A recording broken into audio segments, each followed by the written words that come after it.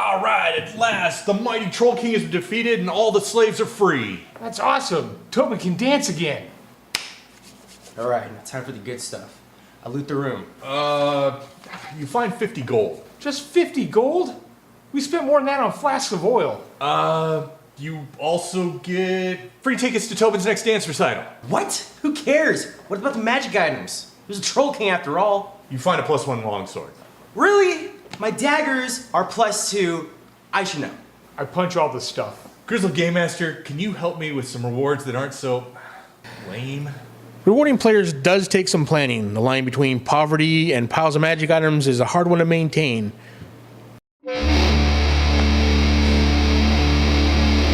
Welcome to the Grizzled Game Master.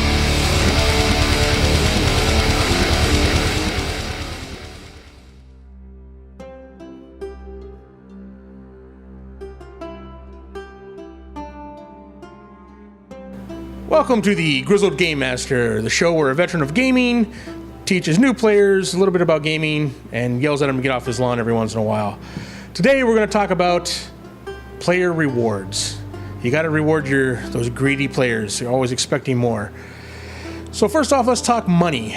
Gold is the standard currency in most fantasy campaigns, and your players are expected to fall out of monster corpses like a video game. But not every pot has a rupee in it, and not every monster carries sacks of gold. In fact, most monsters don't carry gold around. So what you want to do is make sure you have, you don't have to have every corpse have gold on it. Have the gold somewhere else. Most monsters have their gold in a chest or buried in the back of a hut or a cave somewhere. And not all monsters are going to have gold, actually. They're going to have, other valuable things. Trinkets that they stole, foodstuffs or furs or various things. You want to, change it up a little bit with what you give your players. They can all be valuable. It's all, have a gold value based on it. You don't want to get into different values of coins and different, values of the trade stuff. Just give it a gold value. Just like gems. It's just, 800 gold piece gem or whatever. This is, 100 gold piece art item, or there's furs worth 200 gold or whatever. Just give it a shot. You don't want them to have to keep track of, all this. I ran a campaign once where every nation had their own coins, every race had their own currency, there were different values, and players had to worry about, how many suns do a crown and everything else, and it got really complicated. So pretty much the players kind of rebelled on me and picked a currency and put all their money into that. Like, I just buy suns. That's all I have. Everything they have, they just convert it over.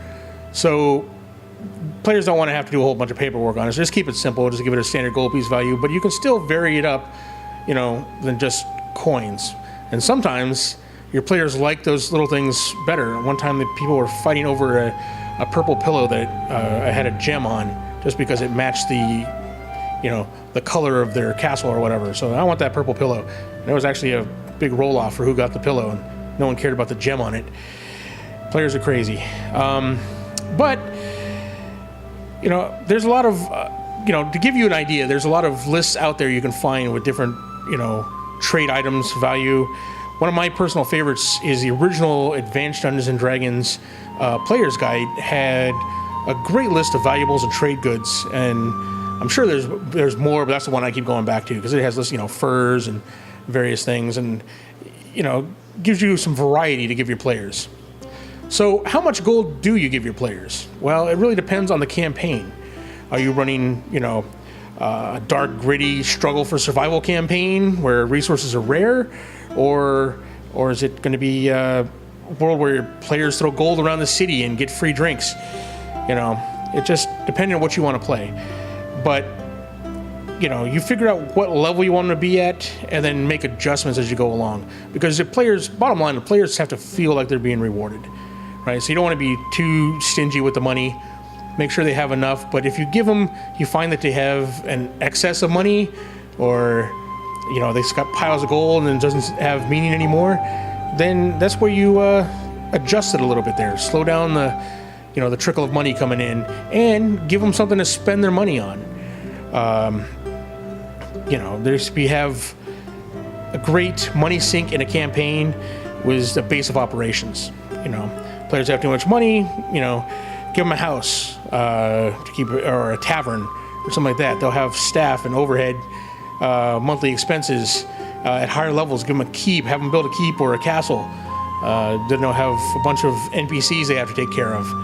This is a great way to keep track. But keep it simple. Again, make sure it's just a monthly gold piece cost to maintain and repair things, because you don't want this to turn into a counting the role-playing game. It's just where they have to keep track of charts and balance sheets and everything else. Keep it simple, but you can adjust it. Give them things to buy, new resources. New vendors that show up. They come in just like a video game. They unlock a new vendor where they can buy cool new stuff. You give them cool stuff to buy, they will buy it. Even if it's not something that affects the game, even if it's just something to put in their keep, they'll buy it. Trust me. You can also go the ever popular non-monetary rewards. You hear about. There's plenty of things out there. Besides gold that you can give them, they can be titles or deeds or promotions. Maybe their DD gives them a boon or something like that. Maybe the merchant you saved gives you a discount at their store, or the caravan you protected gives you a horse. Give them animal companions, things like that. Maybe the city makes them a constable, honorary constable for saving the city, or your local lord knights you. Any number of cool rewards can be handed out. It does not, doesn't crash the economy of your local town by a huge influx of gold coming in. But every little thing, players like this. They got to feel like they're getting something, some kind of reward out of the campaign, and that's what it's all about. The feel. Make sure it's, it's up to you as a game master to balance that with the campaign to make sure it's not, mounds of money hanging back at the castle that they can buy their way out of anything. Sir Bumbletub, in recognition of your heroism in the face of great evil, your crest shall forever hang in the Hall of Heroes here in the capital. People like me. You can do it, dude. All right, but what about magic? Okay, magic items. You got to give out magic items. It's what players are expecting. Any fantasy campaign has magic items in it. But my number one rule for magic items is never give out a +1 sword. Nothing has a player check out quicker than saying, oh, you got a +1 longsword. No one wants that. You got to make every magic item, feel special. Even if it's not really, game breaking, obviously. Even if you're in a campaign where, magic items are pretty rare. And that's one thing I like about 5th edition D&D. They've gone back to where magic items are kind of special now. It's rare when you get one. Unlike 4th edition where it was standard, you have to have magic items. But yeah, the magic items are great, but you got to give them something. There's tons of things out there you can give them, quirks or special abilities that don't really have anything in game that's too powerful. Make it light up. Make it give it a sting ability. It lights up when it's around a certain monster, or give it a slight personality. There's several things Dungeon Crawl Classics has a game system out there that is great. By the way, it's a great game system anyway for old school players, but its magic item system is amazing because it's got a huge list of quirks. Every magic item in that game is intelligent to a certain extent, and it's got a whole list of different kind of personalities for the weapons, for different types of magic items. Make every item you give out there, give it a name or give it some kind of quirk to make it feel unique and special, and that way every time they find a magic item, it's that much more special. And magic items don't necessarily have to be weapons. Obviously, weapons are one of the most favorite ones, but there's a lot of utility magic items that are actually really fun. The big problem with magic items, people worry about having too many where it makes things too easy.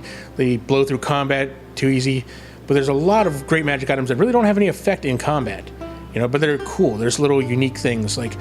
You go through, one of my favorite magic items in any campaign, it wasn't even one of mine, was someone who gave a key to basically it opened a door to an extra dimensional, to a bar, basically in Sigil from Planescape. And so no matter where they were, they could skip out, and it wasn't even they could escape through it, but basically just open a door anywhere. It's a key that opened a door anywhere to this one bar in the middle of, so all these different creatures from all different multiverses could meet at this one bar. It was something simple, but it was, a great thing, and actually used it creatively to get out of to get out of a fight. One time to escape with their lives, everyone run to the bar. But there's little things like that. Maybe like a horse that they can summon doesn't really affect the game that much, but it's something cool that they're going to treasure and they're going to not want to lose. So you just got to make it feel, whenever you're giving out rewards, make them feel like it's a reward, feel like it's something special. And magic items especially. You want to make sure that it's something unique, something they're going to treasure, and something they're going to feel good about getting. And if you have a low magic campaign and you're worried about they want magic items and I don't want to give out too many of them, make them work for a magic item. Make them adventure for the pieces to build it. Say they have this great weapon of legend and they need to gather these pieces. So every time they fight a great boss, they find a piece of the artifact or weapon that they're trying to put together. And that way they still feel like they're gaining something in a reward, but yet, by the end of it, you've gone through 5 or 6 bosses to get the one magic weapon at the end of it. That way you can maintain your low magic item campaign, but yet they still feel rewarded every time they beat a boss. So just a few little things like that can go a long way to making each item that they find feel special and unique. All right, and with that blow, the mighty son of the Troll King's bid for revenge fails. Does he have the iron door on him? Yes, he does. And also the key to the hidden room under the monastery. Awesome! After all this time, I bet the heart of the Copper Fist is in that room. Good job, guys. And good job, Grizzled Game Master. Well, there you have it, folks. With just a little thought, boring old treasure can be something memorable and part of the campaign, not just a side note to it. So I want to thank you for watching. Every week we keep getting more and more people coming in, leaving comments. Be sure to, if you have something you want me to cover in a future episode, leave a comment down below. Check out some of our other shows on this channel. We have a lot of great ones we put together for you. If you want to support the channel, there's a link to the Patreon down below. Any little bit helps. We appreciate it. And as always, thank you for watching, and I will see you next week.